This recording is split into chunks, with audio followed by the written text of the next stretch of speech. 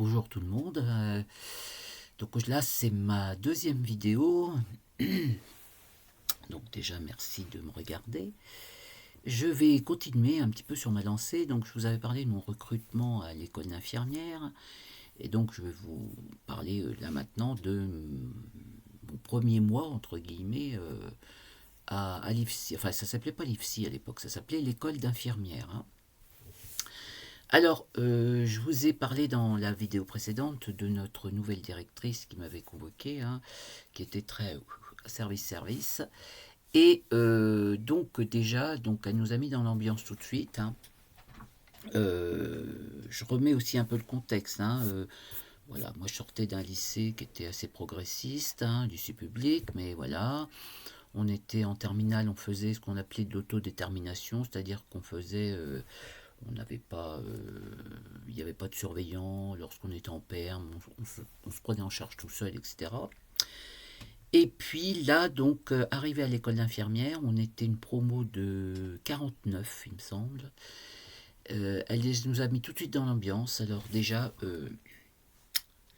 on rentrait comme en religion, c'est-à-dire pas de maquillage, pas de jean, hein, pas de choses un peu délavées, etc. Si on avait un petit copain qui venait nous chercher, bah fallait lui présenter, etc., etc. Alors, on s'est un petit peu regardé. Bon, il y avait une majorité de filles, il y avait quelques garçons, on y était combien, je ne me rappelle plus bien, peut-être 5 ou 6, je ne sais plus. On s'est dit, ah là là, on rentre en religion, là, ça y est. Alors, bien évidemment, et ça c'était normal, pas de bijoux sur les mains, pas de vernis, etc. Mais alors, l'histoire du jean, moi, j'avais aucune robe, aucune jupe, j'avais que des jeans, des pantalons. Et puis présenter les petits copains, bah ça va parce que j'en avais pas. Donc voilà. Et donc là, c'était difficile. Alors, tout le monde s'arrangeait parce que l'école d'infirmière à l'époque était au sein d'un hôpital, même si c'était pas du tout, il dépendait pas de l'hôpital d'un point de vue administratif. Donc les petits copains, ils attendaient à la porte de l'hôpital plutôt que d'attendre à la porte de l'école d'infirmière. Bref. Donc déjà, ça nous mettait dans l'ambiance. Bon. Alors après aussi, je disais que nous en terminale, on avait une sorte d'autodétermination. Là, on se retrouvait dans un milieu extrêmement scolaire. D'ailleurs, comme j'ai fini ma carrière comme formatrice à l'IFSI, je me rappelais de ça, je m'étais toujours dit, je ne serai pas comme ça, parce que ça rentre pas de toute façon. Il faut absolument ne pas être scolaire, pas dicter comme elles faisaient nos monitrices, hein. Alors, elles étaient très gentilles, mais ce que je veux dire, c'était vraiment pas, c'était pas extrêmement pertinent comme enseignement. Sachant que la première année, à cette époque-là, la première année, c'était un nouveau programme. Et toute la première année, c'était comment dirais-je, c'était l'homme sain, c'est-à-dire qu'on ne parlait pas de pathologie, pas de maladie, hein. Et on parlait de l'anatomie, physiologie, la chimie, la psycho, machin. Donc moi, l'anatomie, physiologie, j'avais tout vu ça en sciences naturelles en terminale, parce que j'étais en D, hein, section D. Alors pour les jeunes, c'est un peu comme le S, hein, comme le bac S. Mais bon, voilà, je sais pas s'il y avait... C'était maths, physique, sciences nat. Sciences nat qui s'appelle maintenant SVT. Bref, tout ce que j'avais comme cours, à la limite, je savais plus que ce qu'on me disait, puisque ça avait été extrêmement poussé lorsque j'étais en première et en terminale. Et le reste, eh ben voilà, alors on grattait, on grattait, on grattait. Alors ça, on grattait pour gratter, on a gratté.